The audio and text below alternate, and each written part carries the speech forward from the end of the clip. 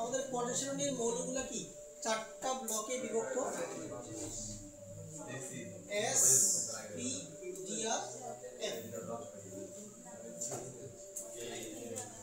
So দেখো এখানে এই যে এটা হচ্ছে আমাদের 1s,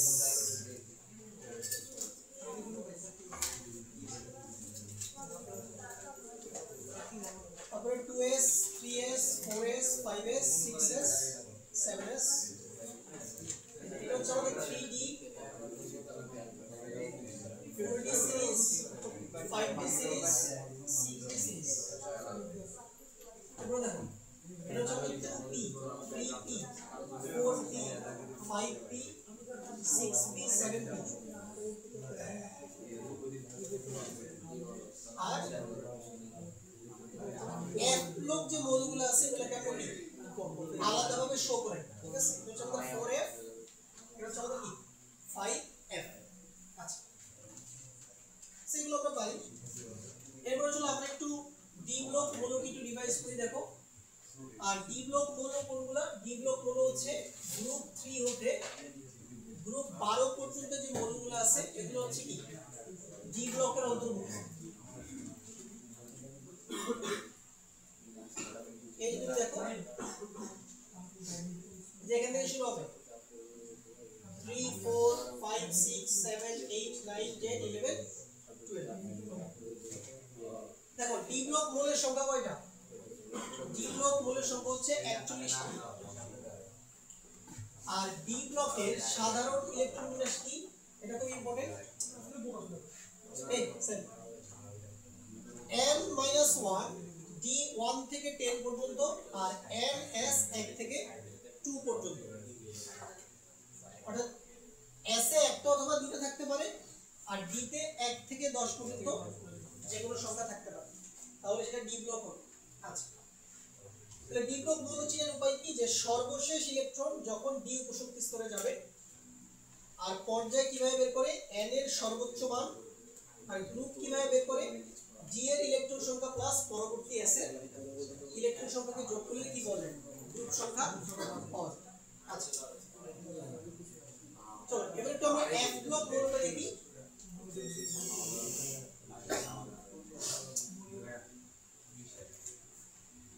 দেখো f ব্লক মৌলে এই ব্লকের সব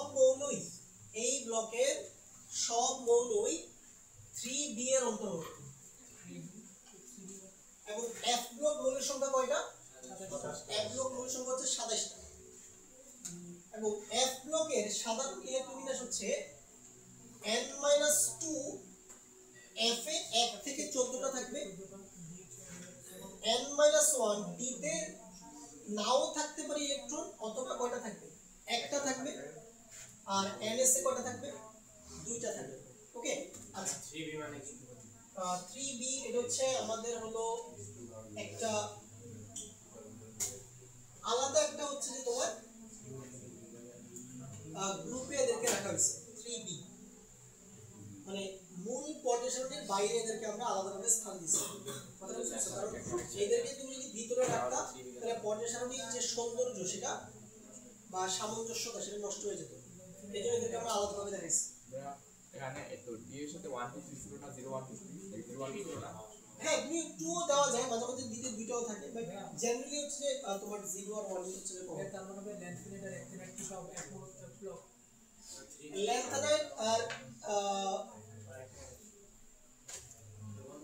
অ্যাক্টিনাইট সব এক ব্লক কিনা না, সব এক ব্লক না।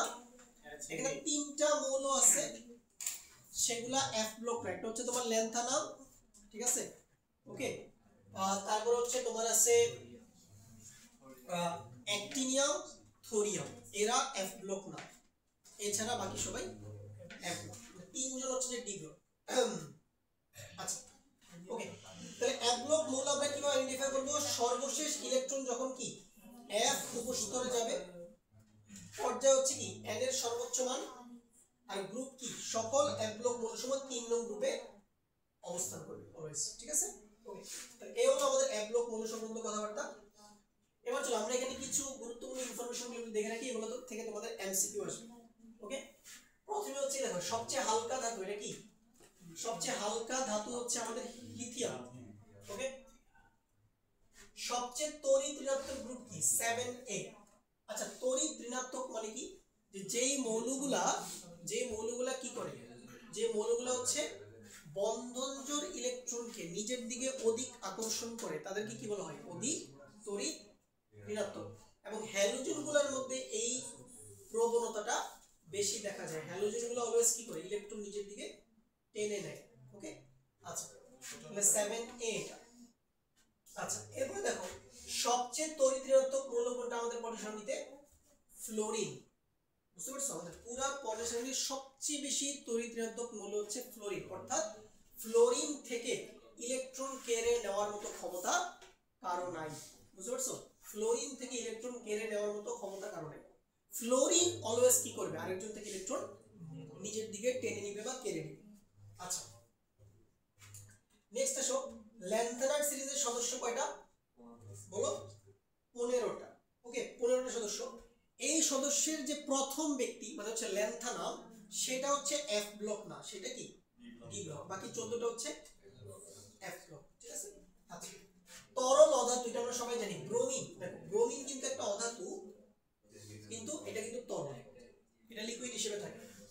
এরপরে দেখো ঘাত সহ ধাতু স্বর্ণ। ওকে, দেখো স্বর্ণের কিন্তু তোমার ঘাত সহতা অনেক বেশি, মানে স্বর্ণ কিন্তু অনেক বেশি স্থিতিস্থাপক। তুমি কি দেখছো যে মাত্র কত, ওই যে স্বর্ণের হিসাব নিয়ে কিভাবে আমি আসলে জানি না, সামান্য পরিমাণ স্বর্ণ দিয়ে অনেক বড় একটা গহনা বানায় ফেলে না? তোমরা দেখছো না? এক ভরি স্বর্ণ দিয়ে কিন্তু অনেকগুলো গহনা হবে। বুঝতে পারছো বিষয়টা? তার মানে স্বর্ণে করা পিটিয়ে পিটিয়ে কি করে এরকম বিভিন্ন শেপ দেওয়া যায়, যেন স্বর্ণের ঘাত সহতা অনেক বেশি। ওকে, আচ্ছা এরপর দেখো সবচেয়ে উচ্চ গলনাঙ্ক বিশিষ্ট ধাতুকে টাংস্টেন। ওকে, তেজস্ক্রিয় ধাতুকে এখানে বেরিয়াম। এফ ব্লক মৌলসমূহকে কি বলা হয়? অন্ত অবস্থান্তর মৌল বলে। সবচেয়ে হালকা মৌল কোনটা? হাইড্রোজেন। ওকে, হাইড্রোজেন। ওকে, এই জন্য তুমি দেখবা যে বিমানে হচ্ছে জ্বালানি হিসেবে কি ইউজ হয়? হাইড্রোজেন গ্যাস ইউজ হয়, যেটা অনেক লাইট, অনেক হালকা।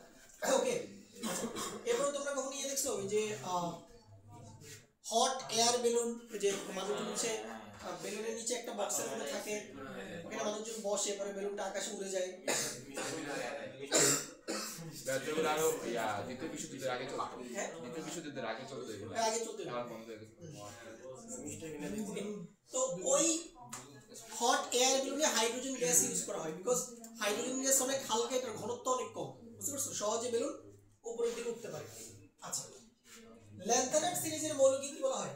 বিরল মৃত্তিকা মৌল। আচ্ছা বিরল মৃত্তিকা ধাতু বলা হয় অ্যাকচুয়ালি। ওকে, দেখো বিরল মানে কি? বিরল মানে হচ্ছে যে জিনিসগুলোকে সহজে পাওয়া যায় না তাদেরকে কি বলা হয়? বিরল। ওকে, মানে এরা খুব রেয়ার। আচ্ছা এরপরে আসো সবচেয়ে ভারী ধাতু কোনটা? সবচেয়ে ভারী ধাতু হচ্ছে অসমিয়াম। সবচেয়ে তড়িৎ ধনাত্মক গ্রুপ কি? 1A।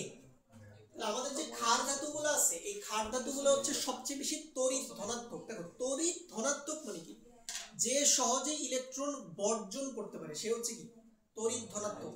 আর যে সহজে ইলেকট্রন নিজের দিকে আকর্ষণ করতে পারে সে হচ্ছে তড়িৎ ঋণাত্মক। ওকে, আচ্ছা সবচেয়ে তড়িৎ ধনাত্মক মৌল কোনটা? ফ্রান্সিয়াম। তার মানে পুরো পর্যায় সারণীতে সবচেয়ে বেশি ইজিলি ইলেকট্রন বর্জন করতে পারে কে? ফ্রান্সিয়াম। আর সবচেয়ে তড়িৎ ঋণাত্মক মৌল কোনটা?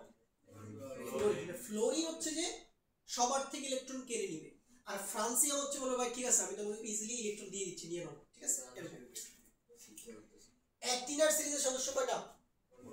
15টা। আচ্ছা এই 15টার মধ্যে দুইটা মোল, একটা হচ্ছে অ্যাক্টিনিয়াম আর একটা হচ্ছে থোরিয়াম, এরা দুইজন হচ্ছে ডি ব্লক, বাকি সবাই কি এফ ব্লক। তাহলে দেখো ল্যান্থানাইট সিরিজে মোট কয়টা সদস্য, কতজন সদস্য আছে? 15 জন। অ্যাক্টিনাইট সিরিজে কয়জন আছে? 15 জন। তাহলে 15 কত হলো মোট? 30টা। এই 30টার মধ্যে ল্যান্থানাম, অ্যাক্টিনিয়াম আর থোরিয়াম এরা তিনজন ডি ব্লক, আর বাকি 27টা কি এফ ব্লক, বাকি 27টা এফ ব্লক। ওকে আচ্ছা, সবচেয়ে ভারী তরল কোনটা? এইটা নিচে থেকে দূর করে দাও। এই ফ্যানটা চালাও না, এসি আছে তো? ফ্যান তো দরকার নেই।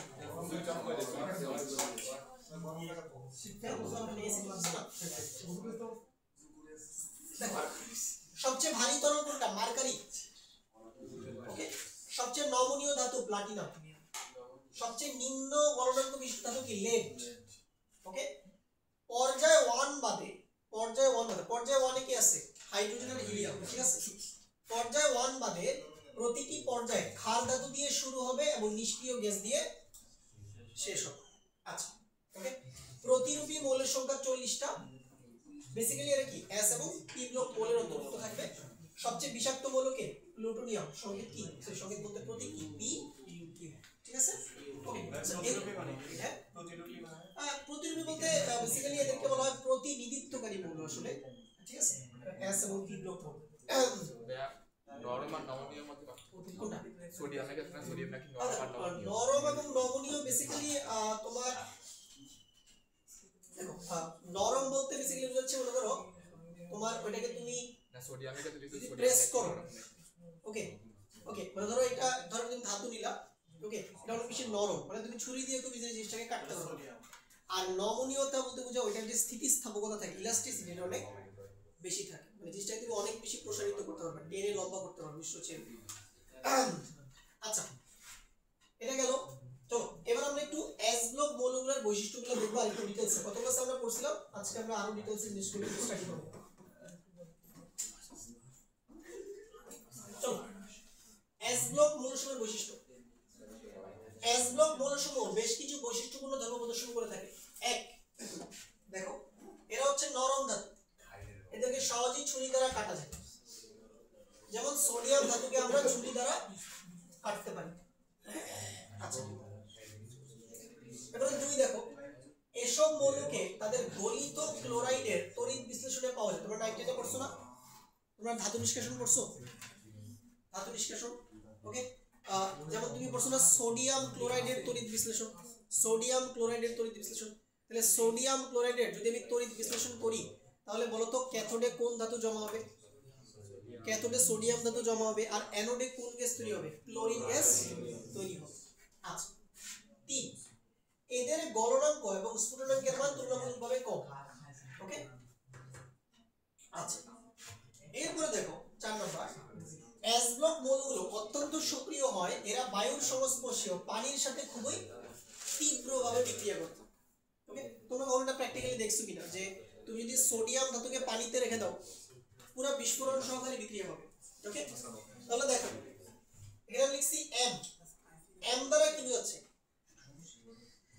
এম বলতে এখানে মূলত এই কথা বলো, এম বলতে এখানে মূলত কি আমরা প্রত্যেকটা ক্ষার ধাতুকে বোঝাচ্ছি, যেমন কি lithium, sodium, potassium, rubidium, caesium. Okay, তাহলে দেখো যে কোনো ক্ষার ধাতুকে তুমি যদি পানির সাথে বিক্রিয়া দাও, বিস্ফোরণ সহকারে বিক্রিয়া হবে এবং কি তৈরি হবে? তুমি যদি এখানে লিথিয়াম ব্যবহার করো তাহলে কি তৈরি হবে? Lithium hydroxide.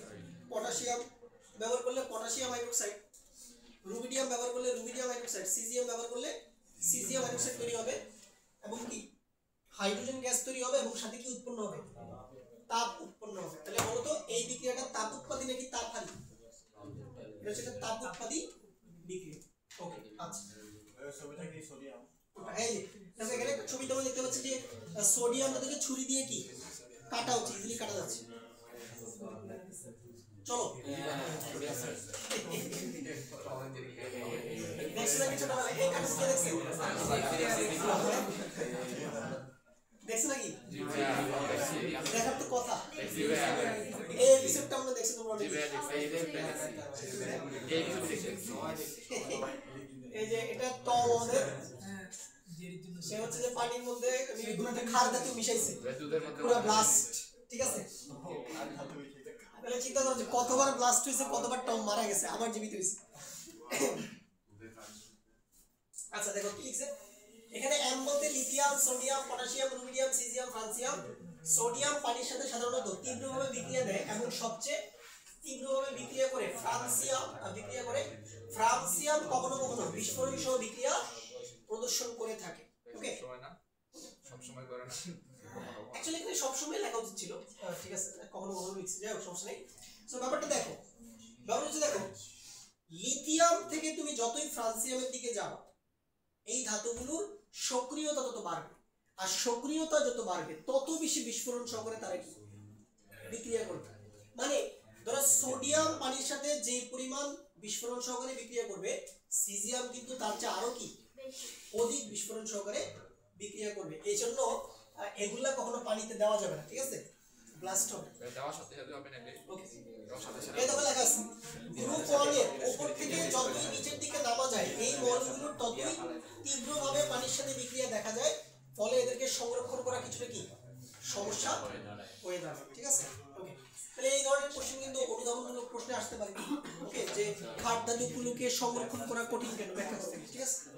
আচ্ছা, এটা গেল। চলো নেক্সট পেজ। এটা তুমি দেখো, এখন চেষ্টা করি পড়ে। বলছে গ্রুপ 1 এর মৌল সোডিয়াম, পটাশিয়াম অতিশয় সক্রিয় মৌল বিধায় এদেরকে বায়ুতে উন্মুক্ত অবস্থায় রাখা যায় না। এসব সক্রিয় ধাতু বায়ুর উপাদান অক্সিজেন দ্বারা জারিত হয়ে প্রথমে অক্সাইড ও হাইড্রোক্সাইড যৌগে পরিণত হয়। উৎপন্ন হাইড্রোক্সাইড বায়ুর অপর উপাদান কার্বন ডাই অক্সাইডের সাথে বিক্রিয়া করে কার্বনের যৌগ উৎপন্ন করে। তাহলে দেখো এখানে কি হবে, মনে করো তুমি যদি সোডিয়ামকে খোলা পরিবেশে রেখে দাও, তাহলে সোডিয়াম কি করবে, প্রথমে সে বায়ুর যে অক্সিজেন আছে তার সাথে বিক্রিয়া করে কি বানাবে, সোডিয়াম অক্সাইড। এরপরে দেখো এই সোডিয়াম অক্সাইড জলীয় বাষ্পের সাথে বিক্রিয়া করে কি তৈরি করবে, সোডিয়াম হাইড্রোক্সাইড। দেন পরবর্তীতে এই সোডিয়াম হাইড্রোক্সাইড বায়ুর কার্বন ডাই অক্সাইডের সাথে বিক্রিয়া করে কি তৈরি করবে, সোডিয়াম কার্বনেট এবং পানি তৈরি করবে। বুঝতে পারছো? ওকে, আচ্ছা, উপরোক্ত ধাতব সোডিয়াম পানির সংস্পর্শে এলে তৎক্ষণাৎ তাপোৎপাদী বিক্রিয়ার মাধ্যমে বিক্রিয়া করে সোডিয়াম হাইড্রোক্সাইড এবং হাইড্রোজেন গ্যাস উৎপন্ন করে। এটা তোমরা অলরেডি জানি যে সোডিয়াম পানির সাথে বিক্রিয়া করে সোডিয়াম হাইড্রোক্সাইড হাইড্রোজেন গ্যাসের কি উৎপন্ন করবে, তাপ উৎপন্ন করবে। আচ্ছা, এই দেখো উৎপন্ন তাপের ফলে হাইড্রোজেন গ্যাসে আগুন ধরে যায় এবং বিস্ফোরণের সৃষ্টি হয়। ওকে, আচ্ছা, দেখো এই হাইড্রোজেন অক্সিজেন বিক্রিয়া করে পানি আর প্লাস হচ্ছে প্রজ্বলিত বিস্ফোরণ। আচ্ছা, তাই ধাতব সোডিয়াম এবং পটাশিয়ামকে ল্যাবে কেরোসিন তেল বা পেট্রোলিয়াম জাতীয় উপাদানের নিচে সংরক্ষণ করা হয়, অথবা ল্যাবে নিষ্ক্রিয় পরিবেশে আবদ্ধ পাত্রে সংরক্ষণ করা হয়। অর্থাৎ তোমার যদি এরকম কোশ্চেন করে যে সোডিয়াম ধাতুকে কেরোসিনের নিচে সংরক্ষণ করা হয় কেন, এটার উত্তর তুমি কি লিখবা? বায়ুর সংস্পর্শে দূরে রাখতে, এটার উত্তর তুমি কি লিখবা? এটার উত্তর হবে এই তিনটা রিঅ্যাকশন। কথাটা বুঝতে পারছো?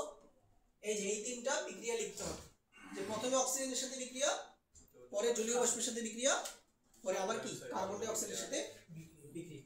ওকে, এই তিনটা বিক্রিয়া হবে এই প্রশ্নের উত্তর। চলো নেক্সট আমরা যাই। ওকে, এরপর দেখো, হ্যাঁ রিএজেন্ট তরল কোনটা ওই যে রিএজেন্ট বোতল তোকে দেখাই, যে এখানে আছে, এই যে এগুলো হচ্ছে রিএজেন্ট বোতল, যে এরকম যে বোতল তোমার ল্যাবে থাকে, এর মধ্যে কি আছে ভাই?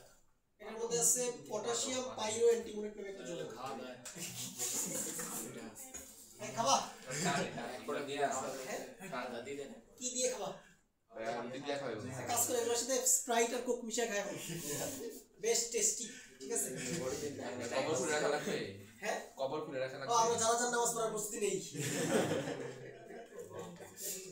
ঠিক আছে। কেমিক্যাল কোনো কেমিক্যাল খাওয়া যায় না, ঠিক আছে। এক সোডিয়াম ফ্লোরাইড বাদে কোনো কিছু খাওয়ার যোগ্য না। চলো নেক্সট, এবার লক্ষ্য করে এটা খুবই করে রাখো, NS1 ব্লকের মৌলগুলো, মানে দেখো আমাদের যে ক্ষার ধাতুগুলো আছে, এই ক্ষার ধাতুগুলোর সর্ববহিস্থ কক্ষে একটি বিজোড় ইলেকট্রন বর্তমান থাকায় এ ব্লকের মৌলগুলো কি প্যারাম্যাগনেটিক। দেখো তো প্যারাম্যাগনেটিক মানে কোন ধাতু যদি চৌম্বক ধর্ম প্রদর্শন করে, তখন ওই ধর্মটাকে আমরা কি বলে থাকি, প্যারাম্যাগনেটিক ক্যারেক্টার। তাহলে প্যারাম্যাগনেটিক মানে ওই ধাতুটা কি ধরনের ধর্ম প্রদর্শন করতে পারবে? চৌম্বক ধর্ম প্রদর্শন করতে পারবে। আচ্ছা, NH2 ব্লকের মৌলগুলো মানে কি বৃক্ষার ধাতু যেগুলো আছে সর্ববহিস্থ কক্ষে জোড় ইলেকট্রন উপস্থিত থাকা এরা কি ডায়াম্যাগনেটিক। ঠিক আছে, ডায়াম্যাগনেটিক। তাহলে বিজোড় ইলেকট্রন থাকলে প্যারাম্যাগনেটিক আর জোড় ইলেকট্রন থাকলে কি ডায়াম্যাগনেটিক। ওকে, আচ্ছা দেখো কি লিখছে, S ব্লকের মৌলগুলোর ক্যাটায়নগুলোর কোন অরবিটালে, দেখো ক্যাটায়নগুলোর কোন অরবিটালে, যেমন ধরো লিথিয়াম প্লাস, সোডিয়াম প্লাস, বা যদি মৃৎক্ষার ধাতু হয় যেমন ধরো বেরিলিয়াম 2 প্লাস, ম্যাগনেসিয়াম 2 প্লাস, ঠিক আছে, এই যে ক্যাটায়নগুলো থাকে এই ক্যাটায়নগুলোর কোন অরবিটালে বিজোড় ইলেকট্রন থাকে না। সব অরবিটালগুলো জোড় ইলেকট্রন দ্বারা পূর্ণ থাকে, এইজন্য এদের ক্যাটায়নগুলো ডায়াম্যাগনেটিক এবং কি হয় বর্ণহীন। অর্থাৎ S ব্লক মৌলগুলা প্যারাম্যাগনেটিক, সরি S ব্লক না মানে ক্ষার ধাতুগুলা প্যারাম্যাগনেটিক, মৃৎক্ষার ধাতুগুলা ডায়াম্যাগনেটিক, কিন্তু ক্ষার ধাতু এবং মৃৎক্ষার ধাতুর যে ক্যাটায়ন আছে তারা উভয়ই কি ডায়াম্যাগনেটিক, কারণ সেখানে কোনো বিজোড় ইলেকট্রন থাকে না। আর ডায়াম্যাগনেটিক হলে কি হবে বর্ণহীন বা কালারলেস। এই দেখো সোডিয়াম ক্লোরাইড কি দেখতে কি সাদা, ক্যালসিয়াম ক্লোরাইড সাদা, ম্যাগনেসিয়াম ক্লোরাইড সাদা। এগুলো সাদা হয় কেন? কারণ সেখানে কোনো বিজোড় ইলেকট্রন থাকে না, এইজন্য। ওকে, আচ্ছা এই যে দেখো গ্রুপ 1 এর S ব্লক মৌলসমূহ সাধারণত প্যারাম্যাগনেটিক এবং গ্রুপ 2 এর S ব্লক মৌলগুলো ডায়াম্যাগনেটিক ধর্ম প্রদর্শন করে থাকে। মূলত এদের ক্যাটায়ন সমূহে কোনো বিজোড় বা অযোগ্য ইলেকট্রন না থাকায় এদের যৌগসমূহ বর্ণহীন হয়। ওকে, যেমন কি কি lithium chloride, sodium chloride, potassium nitrate, sodium sulphate, sodium phosphate. Okay, আচ্ছা সোডিয়াম কার্বনেট ইত্যাদি যৌগসমূহ সাদা রঙের হয়ে থাকে। আচ্ছা, কিছু কিছু S ব্লক মৌলের যৌগ রঙিন হয়ে থাকে, এগুলো আমাদের দরকার নাই। এসব মৌলে ডি ব্লকস্থ অবস্থান্তর মৌল থাকায় এরা রঙিন হয়ে থাকে। যেমন দেখো সোডিয়াম ক্রোমেট, এখানে কি কি মৌল আছে বলো তো, কি কি ধাতু আছে? সোডিয়াম আছে, ক্রোমিয়াম আছে। ওকে, এখানে মূলত কালারটা আসে মূলত কার কারণে? ক্রোমিয়ামের কারণে। ক্রোমিয়ামের কারণে কালারটা কি হয় কমলা। পটাশিয়াম পারম্যাঙ্গানেট, তোমরা সবাই জানো পটাশিয়াম পারম্যাঙ্গানেট কি গোলাপি কালার। তাহলে গোলাপি কালারটা কেন আসে? কারণ এখানে ম্যাঙ্গানিজ আছে, এইজন্য। পটাশিয়াম ক্রোমেট এটা কি হলুদ। পটাশিয়াম নাইট্রোমেট দেখছো তোমরা কমলা কালার। পটাশিয়াম ম্যাঙ্গানেট সবুজ কালার। এটা হচ্ছে ক্রোমিক অ্যাসিড গাঢ় লাল, ঠিক আছে। এটা রং কিভাবে বললো ক্রোমিয়াম? কোনটা ক্রোমিয়াম 3 রং। এই তো এটাই তো মূল আসল পড়াশোনা, এর ভিতরে পড়াশোনা করতে হবে, ডিটেইলস পড়াশোনা করতে হবে। তাহলে বলো এইখানে মূলত দেখো এখানে ক্ষার ধাতুও আছে, আবার ক্ষার ধাতুর পাশাপাশি কি অবস্থান্তর মৌলও আছে। ওকে, তাহলে এগুলো রঙিন হওয়ার পিছনে প্রধান ভূমিকা পালন করছে কে? এই অবস্থান্তর মৌলগুলো ক্রোমিয়াম, ম্যাঙ্গানিজ। এরা ক্ষার ধাতুর এই কালারে কোনো রোল নাই, ঠিক আছে। এগুলো নিয়ে আমরা সামনে পড়াশোনা করব যে কিভাবে কালার সৃষ্টি হয়। এগুলো সবগুলো কি কি এক্সাক্ট কালার বলতে পটাশিয়াম পারম্যাঙ্গানেট তো গোলাপি তো এই বলছে গোলাপি তো মানে আরেকটু গাঢ় কালার নয়। সত্যি কথা বলতে গোলাপি কালার তুমি তাহলে দেখো না বেগুনি না ভাইয়া? জি ভাই, এর জন্য একটা প্র্যাকটিক্যাল করা ভালো হয়। আচ্ছা চলো নেক্সট 8 নাম্বার দেখো, বলছে S ব্লকের মৌলগুলোর মধ্যে বেরিলিয়াম হাইড্রোক্সাইড, ম্যাগনেসিয়াম হাইড্রোক্সাইড এবং ক্যালসিয়াম হাইড্রোক্সাইড ব্যতীত বাকি সব হাইড্রোক্সাইডগুলো পানিতে দ্রবণীয়। তো এটা মাথায় রাখবা, এই তিনটা হাইড্রোক্সাইড পানিতে কি হয় না দ্রবীভূত হয় না। আচ্ছা তাহলে 9 নাম্বার দেখো কি বলছে, S ব্লক মৌলসমূহ সাধারণত আয়নিক যৌগ গঠন করে, তবে লিথিয়াম ও বেরিলিয়ামের কিছু কিছু যৌগ কি হয়ে থাকে সমযোজী হয়ে থাকে। আচ্ছা ওকে, এবার 10 নাম্বার দেখো, এরা উচ্চ তড়িৎ ধনাত্মক মৌল হয়, অধিক সক্রিয়, এইজন্য এরা স্থিতিশীল এবং অনুদ্বায়ী যৌগ গঠন করে। আচ্ছা অনুদ্বায়ী মানে কি বলতো? অনুদ্বায়ী মানে হচ্ছে তাপ দিলে সেটা তরলে পরিণত হবে না। উদ্বায়ী হলে তো তাপ দিলে সরাসরি কি বাষ্পে পরিণত হবে। অনুদ্বায়ী মানে কি? তুমি যদি এই মৌলগুলার যৌগগুলাকে তাপ দাও, আগে তরল হবে তারপরে কি হবে, বাষ্প হবে, এই জন্যই বলা হচ্ছে অনুদ্বায়ী। আচ্ছা, এরপরে দেখো যেহেতু এদের সর্ববহিস্থ কক্ষে যথাক্রমে একটি ও দুইটি ইলেকট্রন থাকে, এই জন্য এরা যথাক্রমে একযোজী এবং দ্বিযোজী ক্যাটায়ন কি করে গঠন করে, যেমন ধরো লিথিয়াম পজিটিভ, ম্যাগনেসিয়াম 2+, ক্যালসিয়াম 2+, ঠিক আছে। আচ্ছা ওকে, 12 নাম্বার, এদের আয়নীকরণ বিভবের মান খুবই নিম্ন বলে এরা সহজে ইলেকট্রন ত্যাগ করতে পারে এবং এই জন্য এরা উত্তম বিজারক হিসেবে কি ভূমিকা রাখে। বিজারক মানে কি, যারা সহজে ইলেকট্রন বর্জন করতে পারে তারা হচ্ছে উত্তম বিজারক। ওকে আচ্ছা ঠিক আছে। এই সমস্ত মৌলের উচ্চ জারণ বিভবের মান, আচ্ছা এগুলো এখন বোঝা লাগবে না, ঠিক আছে। এই জন্য এরা বিজারক হিসেবে ভূমিকা রাখে। তারপরে কি বলছে দেখো, গলিত অবস্থায় বা দ্রবণে এরা তাপ ও তড়িতের উত্তম পরিবেশ হিসেবে কাজ করে এবং এদের বিজারণ ক্ষমতা বেশি। দেখো বিজারণ ক্ষমতা বেশি মানে হচ্ছে তীব্র বিজারক, বিজারণ ক্ষমতা বেশি মানে তীব্র বিজারক। আর যদি বলা থাকে জারণ ক্ষমতা বেশি মানে তীব্র জারক, তীব্র জারক। আর এই যে মৌলগুলো আছে, এদের যে যৌগগুলো থাকে দেখো, এরা কিন্তু গলিত অবস্থায় কি করতে পারে, বিদ্যুৎ পরিবহন করতে পারে এবং এরা কিন্তু তাপও কি করতে পারে, পরিবহন করতে পারে। যেমন তুমি দেখো সোডিয়াম ক্লোরাইড, তুমি যে খাবার লবণ খাও, এটা কিন্তু কঠিন অবস্থায় কি করতে পারবে না, বিদ্যুৎ পরিবহন করতে পারবে না।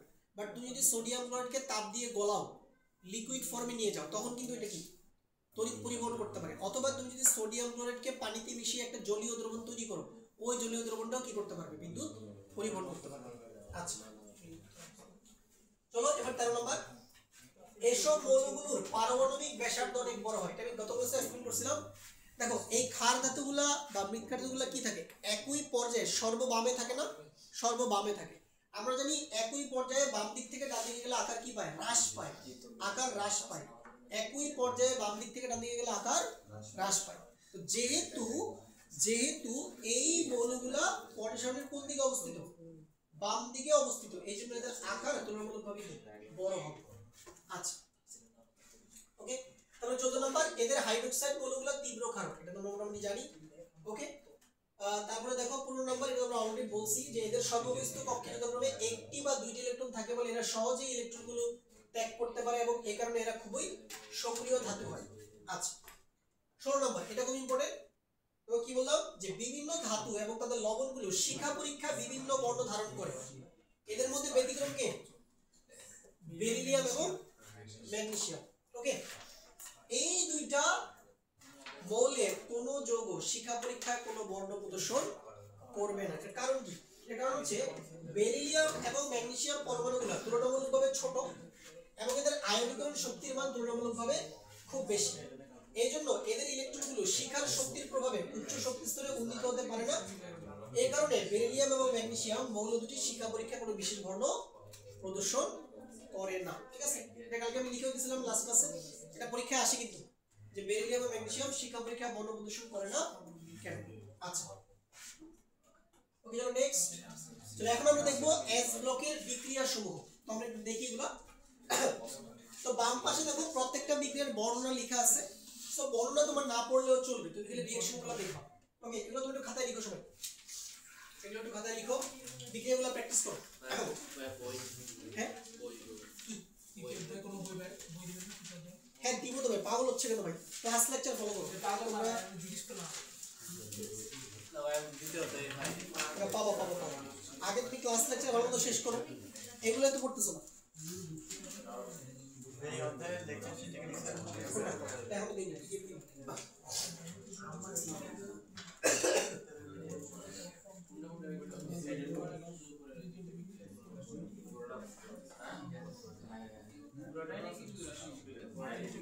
দেখো এখানে কি লিখো, দেখো ভালো করে দেখো। এখানে মূলত এস ব্লকের বিক্রিয়া বলতে গ্রুপ 1 আর গ্রুপ 2। এখানে দেখো লিথিয়াম আছে, সোডিয়াম আছে, পটাশিয়াম আছে, রুবিডিয়াম আছে, সিজিয়াম আছে, ফ্রান্সিয়াম আছে। তাহলে তুমি এই ধাতুগুলো থেকে হ্যাঁ যে কোনো একটা ধাতু তুমি নাও। ধরো তুমি সোডিয়াম নিলা তুমি সোডিয়ামের সাথে হাইড্রোজেনের বিক্রিয়া দাও, কি উৎপন্ন হবে? এগুলো সমতা করার কোনো দরকার নেই, কি উৎপন্ন হবে? Sodium hydride. ঠিক আছে, হাইড্রাইড। রিঅ্যাকশনগুলো একটু প্র্যাকটিস করতে হবে তোমাদের, এগুলো তোমাদের লাগবে। আচ্ছা এরপর দেখো তুমি যদি মৃৎক্ষার ধাতু দাও কি কি ম্যাগনেসিয়াম ক্যালসিয়াম স্ট্রোনসিয়াম বেরিয়াম দাও ধরো তুমি ম্যাগনেসিয়াম দিলা তুমি ম্যাগনেসিয়ামের সাথে হাইড্রোজেনের বিক্রিয়া দিলা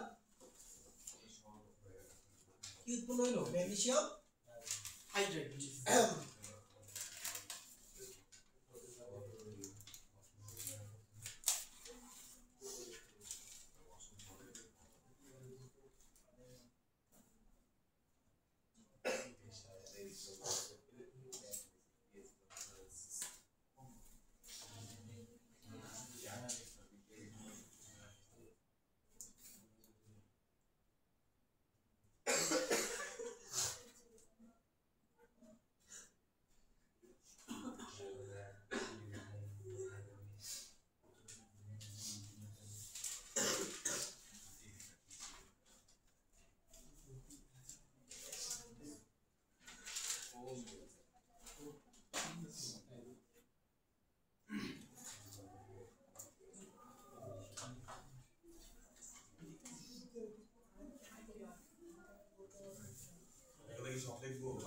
না না কিছু না খালি যে আমি যে লাল কালি দিয়ে যে দুইটা জিনিস লিখছি খালি দিলে লিখো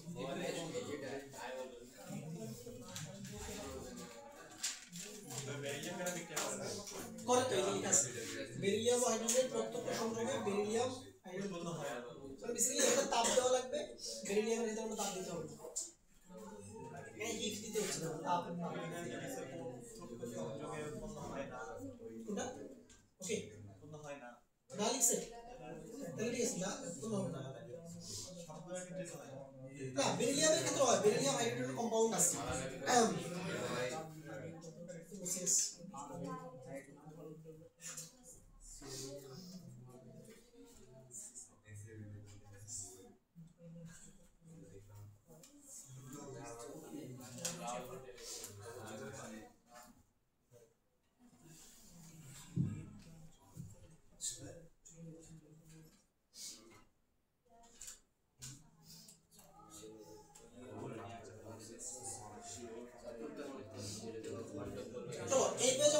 নেক্সট পেজে আমরা যাই চলো এবার আমরা দেখব অক্সিজেনের সাথে বিক্রিয়া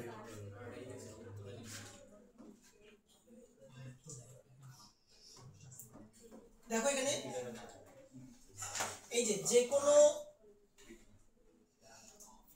ক্ষার ধাতু যেমন ধরো লিথিয়াম অক্সিজেনের সাথে বিক্রিয়া করে কি উৎপন্ন করবে লিথিয়াম অক্সাইড আচ্ছা ওকে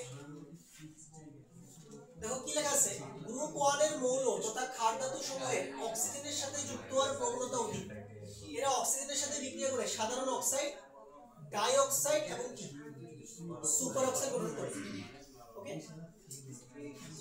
যেমন ক্ষার ধাতু নিয়ন্ত্রিত পরিমাণ অক্সিজেনের সাথে বিক্রিয়া করে অক্সাইড গঠন করে অতিরিক্ত অক্সিজেনের সাথে বিক্রিয়া করলে কি পার অক্সাইড এবং কি উৎপন্ন হয় সুপার অক্সাইড উৎপন্ন হয় যেমন ধরো 99% এই যে হচ্ছে লিথিয়াম অক্সাইড অক্সিজেন দুইটা থাকলে কি অক্সিজেন দুইটা থাকলে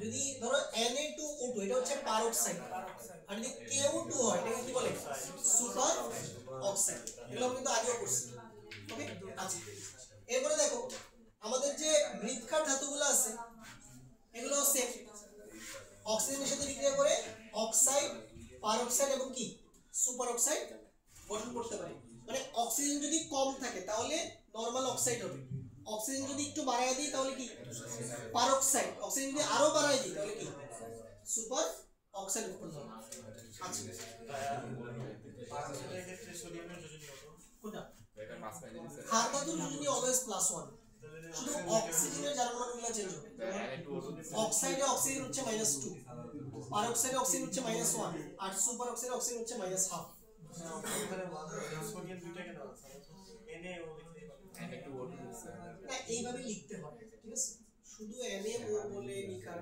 সুযোগ নেই ঠিক আছে মানে Na2O2 লিখতে হবে বুঝা গেল অক্সিজেনের সাথে বিক্রিয়া ওকে আচ্ছা এবার আসো নেক্সট এবার আমরা দেখব হ্যালোজেনের সাথে বিক্রিয়া ওকে তাহলে দেখো যে কোনো ক্ষার ধাতু হ্যালোজেনের সাথে বিক্রিয়া করে কি তৈরি করবে হ্যালাইড গঠন করবে যেমন ধরো সোডিয়াম ক্লোরাইডের সাথে বিক্রিয়া করে কি তৈরি করবে সোডিয়াম ক্লোরাইড ওকে আচ্ছা, আর আমাদের যে হ্যালোজেনগুলো থাকে এগুলোকে কিভাবে লিখতে হয়? F2Cl2Br2I2। আচ্ছা, এবার তোমরা একটু এই জিনিসটা লিখো যে হ্যালোজেন সমূহের সক্রিয়তার ক্রম, এটা এমসিকিউতে আসে, এটা একটু লিখে নাও সবাই।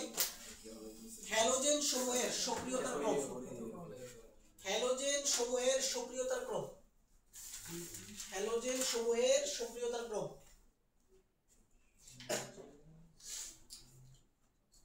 হ্যালোজেন সমূহের সক্রিয়তার ক্রম।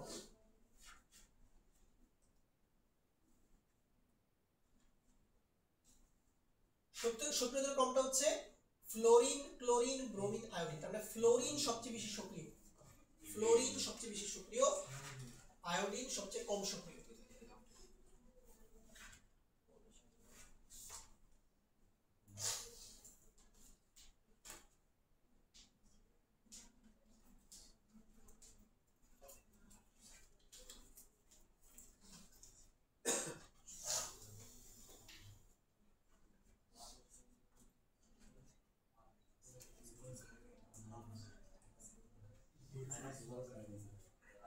ওকে, এরপরে দেখো আমাদের যে গ্রুপ 2 আছে, আমাদের যে মৃৎক্ষার ধাতুগুলো, এরাও কিন্তু হ্যালোজেনের সাথে বিক্রিয়া করে হ্যালাইড গঠন করে।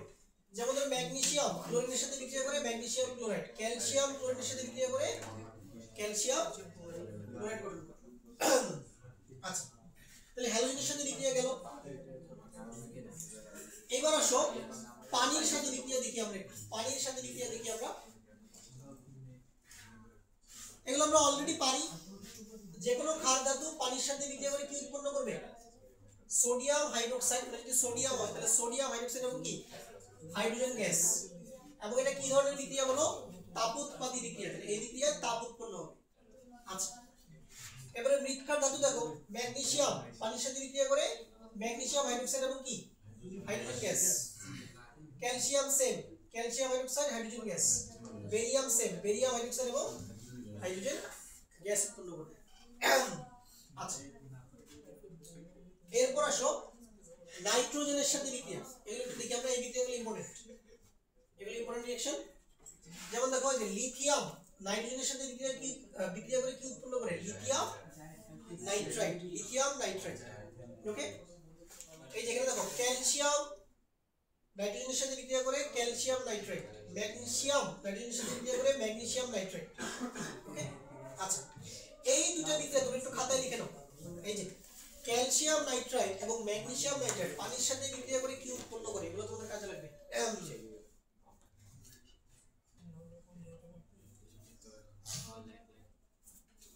এই যে এই দুটো বিক্রিয়া, এই দুটো টিবিস, এই দুটো বিক্রিয়া লিখো।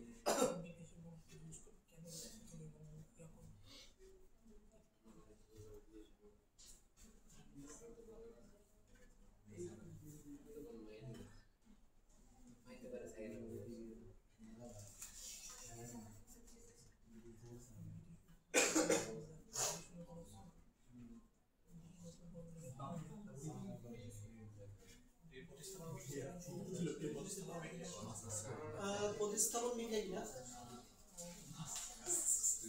হ্যাঁ, অনেকটা প্রতিস্থাপন বিক্রিয়া তুমি বলতে পারো। হ্যাঁ, রিপ্লেসমেন্ট রিঅ্যাকশন। দেখো ক্যালসিয়াম নাইট্রাইট পানির সাথে বিক্রিয়া করে ক্যালসিয়াম হাইড্রোক্সাইড এবং কি উৎপন্ন করে? কোন গ্যাস? ভালো করে দেখো, কোন গ্যাস? অ্যামোনিয়া গ্যাস উৎপন্ন করে। এটা ইম্পর্টেন্ট রিঅ্যাকশন। ম্যাগনেসিয়াম নাইট্রোজেন পানির সাথে বিক্রিয়া করে ম্যাগনেসিয়াম হাইড্রোক্সাইড এবং অ্যামোনিয়া গ্যাস উৎপন্ন করে। আচ্ছা, তাহলে এগুলো পারবো। এরপরে আসো আমাদের সালফার এবং ফসফরাসের সাথে বিক্রিয়া। দেখো দেখো সোডিয়াম সালফারের সাথে বিক্রিয়া করে। তোমরা সবাই জানো সালফার প্রকৃতিতে কিভাবে থাকে? সালফার কিন্তু S8 হিসেবে থাকে। তাহলে সোডিয়াম সালফারের সাথে বিক্রিয়া করে কি উৎপন্ন করে? Sodium sulphide.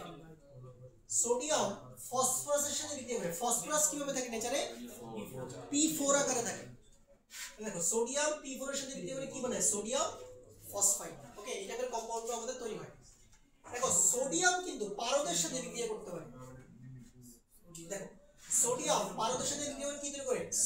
NaH, যেটাকে বলা হয় সোডিয়াম অ্যামালগাম। দেখো পারদ যদি কোনো ধাতুর সাথে থাকে তাহলে এটাকে কি বলা হয় অ্যামালগাম কি বলে অ্যামালগাম তাহলে এটাকে বলা হয় সোডিয়াম অ্যামালগাম এটা কিন্তু সোডিয়ামের সাথে করে নাকি সবগুলা খাদ্যের সাথে এটা বেসিক্যালি সোডিয়ামের সাথে করে সোডিয়ামের সাথে ওকে এরপরে দেখো এখানে বেরিলিয়াম অক্সাইড কার্বনের সাথে বিক্রিয়া করে কি উৎপন্ন করে বেরিলিয়াম কার্বাইড এবং কার্বন মনোক্সাইড ক্যালসিয়াম কার্বনের সাথে বিক্রিয়া করে ক্যালসিয়াম কার্বাইড এগুলো কিন্তু সবগুলো লাগবে না ক্যালসিয়াম অক্সাইড কার্বনের সাথে বিক্রিয়া করে দেখো ক্যালসিয়াম কার্বাইড এবং কার্বন মনোক্সাইড তারপরে দেখো বেরিলিয়াম কার্বাইড পানির সাথে বিক্রিয়া করে মিথেন এবং বেরিলিয়াম হাইড্রোক্সাইড তোমাদের লাগবে কোনটা বলি জাস্ট এই লাস্টেরটা এটা লিখো সবাই এই লাস্টেরটা লাগবে বাকিগুলো লাগবে না ক্যালসিয়াম কার্বাইডের সাথে পানির বিক্রিয়া দিলে কি উৎপন্ন হয় ইথাইন গ্যাস এই যে এটা কি gas CH triple bond CH ethyne gas এবং ক্যালসিয়াম হাইড্রোক্সাইড তৈরি হয় এই রিঅ্যাকশনটা তোমাদের লাগবে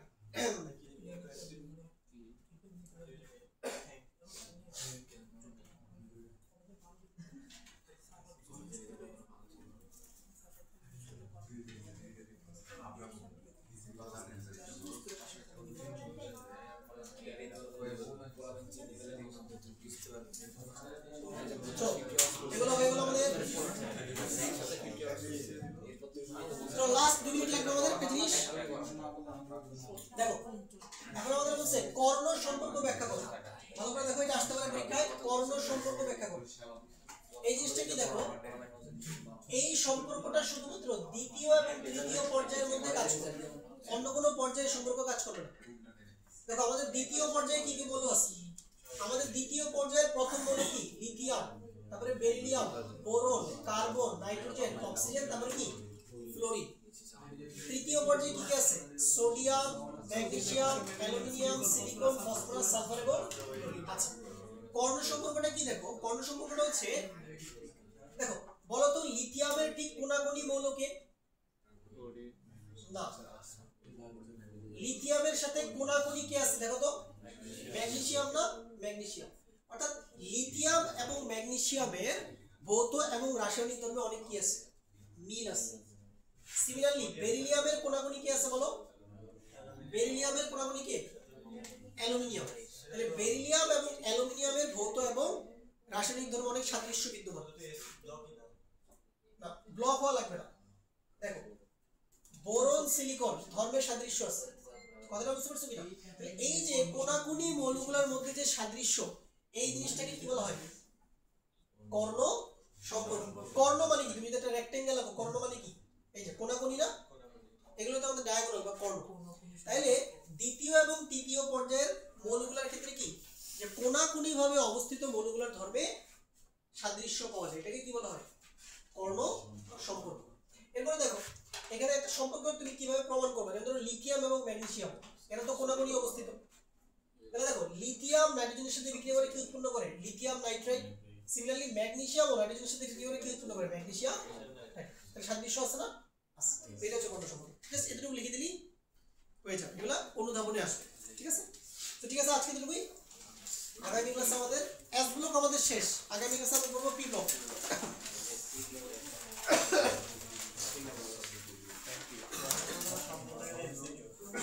হ্যাঁ, এগুলো বেশিরভাগ অ্যাকচুয়াল পড়াশোনা আসবে সামনে